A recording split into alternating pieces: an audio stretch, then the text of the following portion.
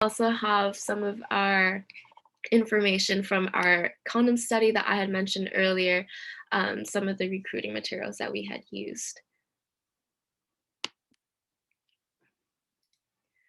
So moving on from gender to race and sexuality disparities.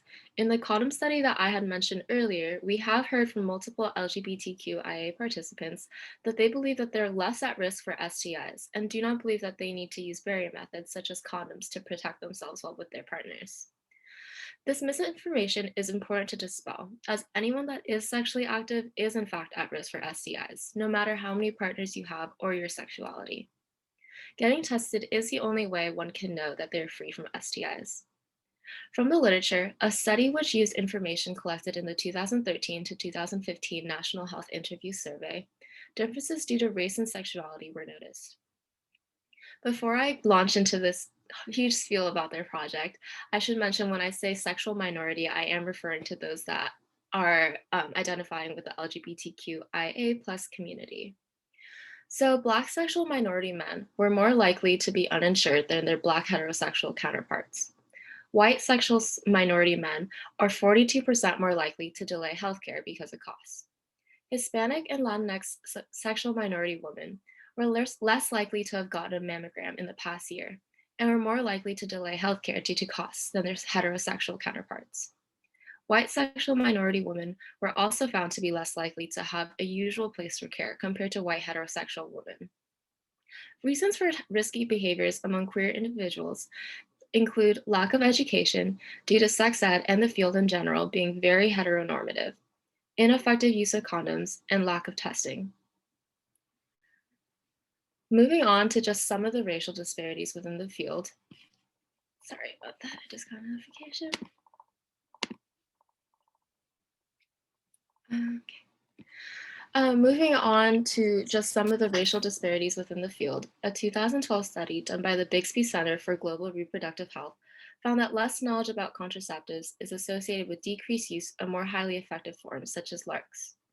Hispanic individuals were found to have lower knowledge about the best sexual health practices compared to Blacks and whites.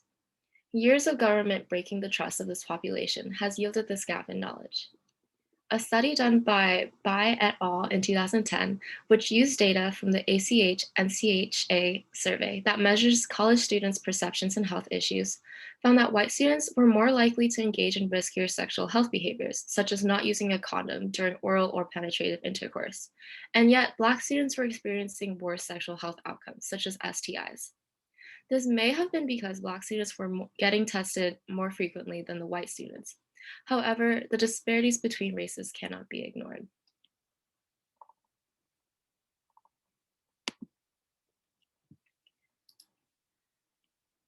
Before we move into disparities surrounding contraception, I'm going to define a few things. When we mention LARCs, we are referring to long-acting reversible contraception, such as the IUD, which is inserted into the uterus, or the implant, which is inserted into the arm. Withdrawal methods refers to the pull-out method, and hormonal methods are contraception that work by release of hormones. Black and Hispanic women have been found to use contraception methods with lower efficacy, such as the pull-out method, or no contraception compared to white women. A 2012 study done by the Bixby Center for Global Reproductive Health found that less knowledge about contraceptives is associated with decreased use of highly effective forms like LARCs. As mentioned before, Hispanics were found to have lower knowledge compared to Blacks and whites. This is probably due to historical trauma and stigma around birth control. There's a belief that the government is trying to limit the number of minority babies that are being born. LARCs limit the autonomy for the individuals, and at times providers have refused to take out the LARC, which instills mistrust among the population. Education is important, and specifically education targeting minority populations such as Hispanics is the best way that we can work around these issues.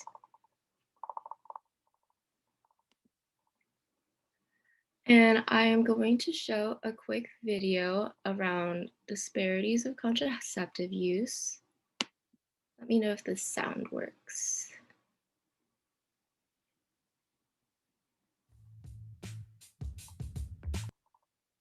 And I'm here with February's data breakdown. This month, we're focusing on the idea of medical mistrust within communities of color, specifically when it comes to reproductive rights. So while long-acting reversible forms of contraceptive have increased in popularity in recent years, they remain limited among communities of color, specifically among African American and Latino women. To better understand where this medical mistrust stems from, it's important to visit the socio-historical context.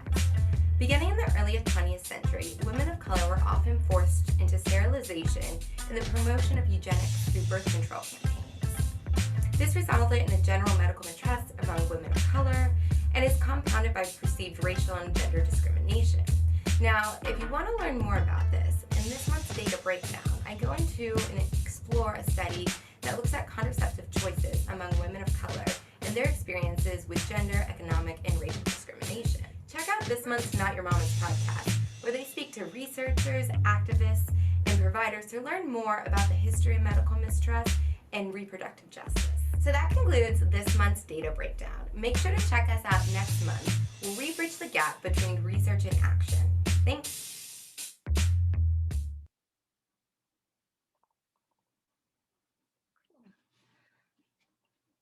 Any questions about anything that I have mentioned earlier leading up to this point? Beautiful.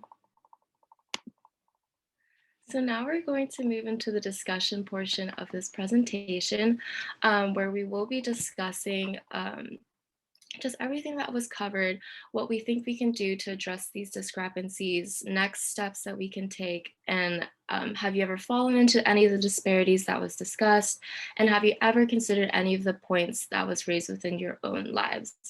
I can drop these questions into the chat, and I will put you all into breakout rooms to make the discussion a little bit easier, more comfortable in smaller groups. So yeah, I will put these questions. Something that came up in our breakout room was really just having a more comprehensive education and really, I guess, like destigmatizing the idea of being comfortable talking about sex ed and just contraceptives in general. Definitely. Can I add on to that? Oh, we're in the same group, but like we specifically were talking about how important it is to educate the healthcare providers, like keeping them updated and maybe like through workshops or every couple years, like getting a update, refresher on these things.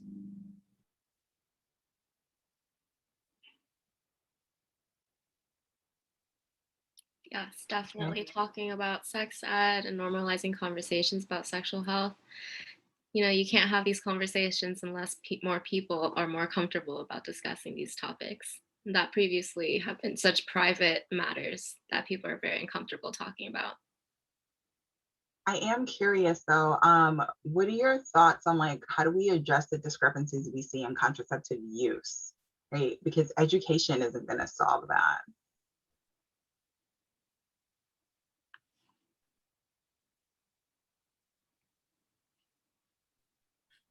I think it would probably be a slow shift because something that helps like younger generations is to see their older, people like peers, cousins, siblings. So maybe it wouldn't be something that would happen overnight. Like it would have to be something that you grow up seeing people around you be comfortable with and feel safe discussing. I'm not sure how that would happen, but just it would probably be something that would be like exposure from people in your circles. So kind of going off of that, I think like accessibility as well is like really important, because I know that like specifically with a lot of contraceptives, like different like contraceptive types, like there is sometimes like not a lot of accessibility or like funding for it, or even like Planned Parenthood. I know the one in SLO, like sometimes people from churches will go and like stand in front and like shame people for going into the center, which can often like really lead to a lot of shame and like deter people from going into Planned Parenthood for like what they need. So kind of just like having that accessibility piece in different places would be hopefully helpful. Absolutely. I'm glad you brought that up. So I used to live in Mississippi and I taught there before coming here. And so if you know anything about Mississippi or the South, it's in the Bible Belt. And because of lobbying, there was only one abortion clinic left in the state, one in the entire state. And it was in the capital. And every day that it was open, like there would be lines of people like shaming folks. Like people would be like running in and like covering their heads. It was a very traumatic experience for folks just to be able to like get into the building. And it's something that like you don't see a lot outside of the South. So even though it does happen here in SLO, it's still rather like unique because like across the US, that's not something that you see on a regular basis. But one of the challenges with access, right, and the resources that we'll share with you in a moment, there's an article that discusses that we can provide access to contraceptives, and we have been, but what we don't provide on the flip side of that is access to removal of products. So if you have a LARC and you want to remove it, you have to jump through hoops to get it out, right? Especially if you're a person of color, if your provider doesn't believe that it's time for you to take it out.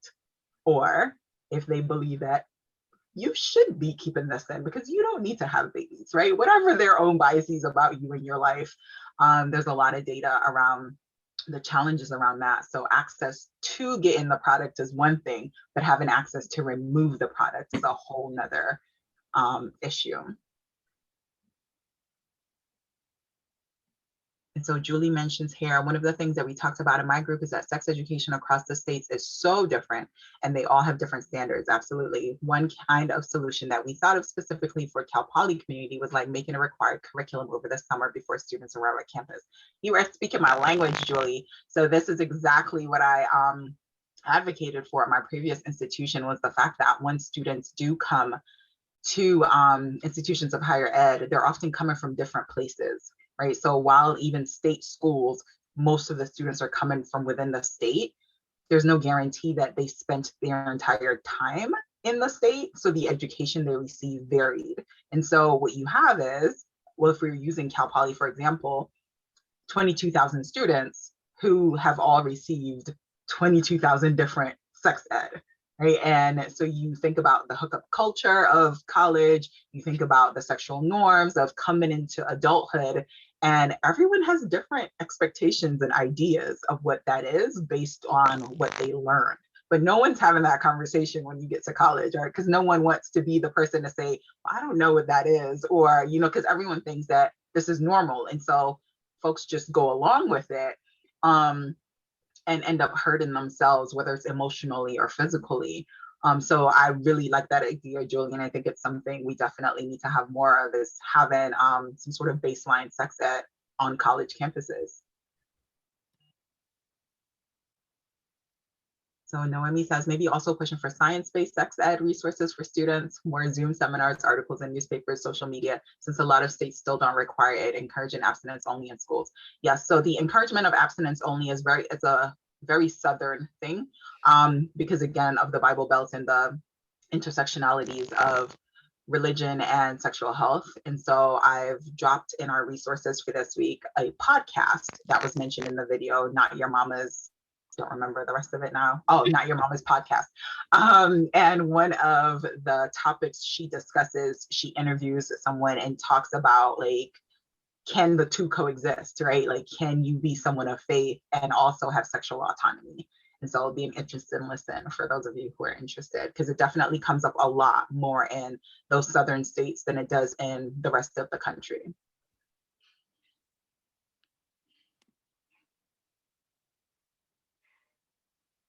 Yes, absolutely, Olivia. So making sure that we have these resources available to the communities that need them the most. Other things, I'm curious to know, did anyone have any of these experiences that came about in sort of the stats, whether it's the experiences with contraceptive use, or whether it's like the discussion of condoms and stigma, etc. Anyone had any of those sort of experiences?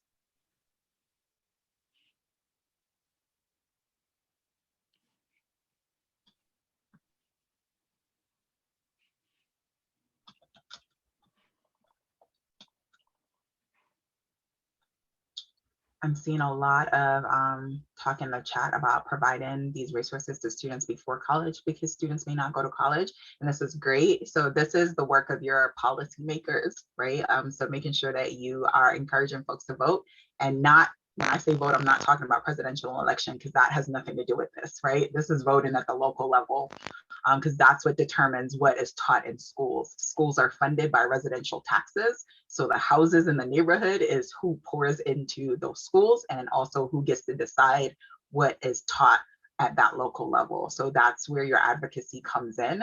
And that's where a lot of your voting occurs, because they are the ones who are responsible for this. Oftentimes we think it's a larger issue, like we should have legislator for the entire country. And it's like, no, each state gets to determine. And then within each state, each county gets to determine what happens within their county. I don't know how like realistic it would be to imagine a lot of these places like all of a sudden flipping and like being in support of this education in public schools. But I also don't know too much about like what resources are available like nationwide, but maybe like some sort of hotline for information if that's Yeah, and that's a really good idea, having a hotline. I will tell you that, like you said, the information varies from state to state.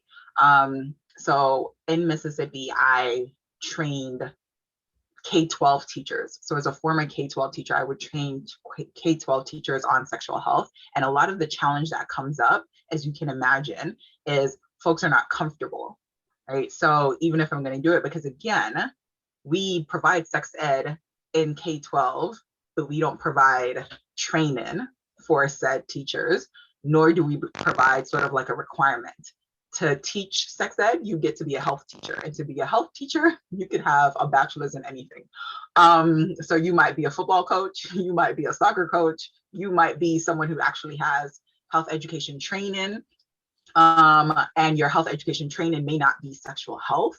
So you have a pool of random people who are teaching, and they're all going to teach to their strengths or to their comfortability. And so it was always fascinating to me to be in a room of training these educators who are like, I'm not going to say that. I'm not having that conversation. Okay, so here are the standards that we have to cover. And they're like, yeah, so we just gonna skip that. And so that's what you're having from school to school, is that because there isn't sort of this standard, and that's probably the way to go, right? Is to provide sort of the standard requirement of who's gonna teach health ed. But in order to do that, we have to prioritize sexual health, right? So we prioritize testing in school, we prioritize math and English, and the arts sometimes fall off depending on what school you go to. And so sexual health is one of those. Like if we can toss health to like make more time for testing and the sciences, then that's what we're going to do. And if we have to do it, then we're just going to grab whoever we have. So you may not be a sexual health expert, you may just be a health teacher.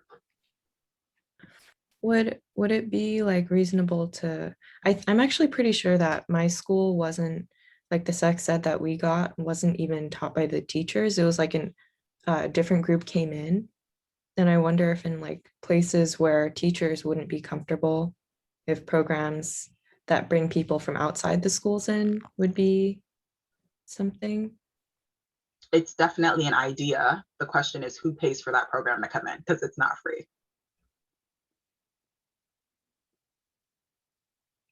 And so you could see then how this further marginalizes students of color, right? Like if you're already in an impoverished neighborhood and so you already have limited resources, who's going to pay to have an expert come in? You're going to get what you get, whatever is in your school.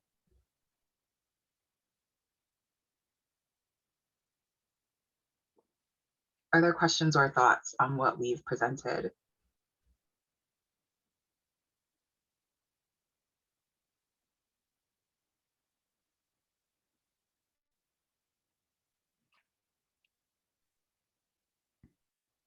So here's our link to our resources.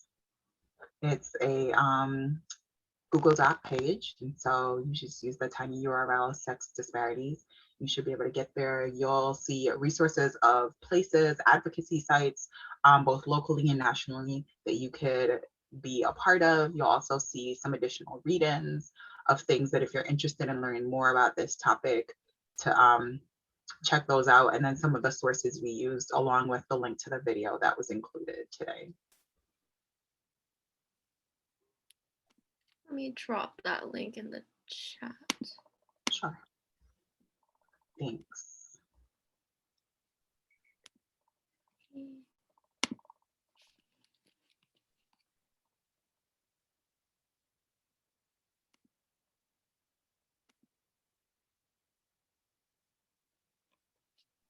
That is a wonderful tool, because schools are always looking for volunteers to come in and do something, right? So it's great to have universities sort of come in and set up that collaboration. Right. And this also gives university students that are looking to go further into the field that experience with trying to teach students this information and presenting it in a way that's digestible and not just funny in a way. Right.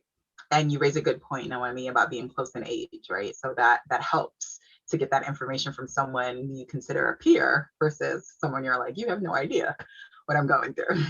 Right. It also helps that like college age students would be like a little bit older too, because it's also someone you can kind of look up to, but also not someone that you just look up to so much where you feel like you're not even in the same playing field.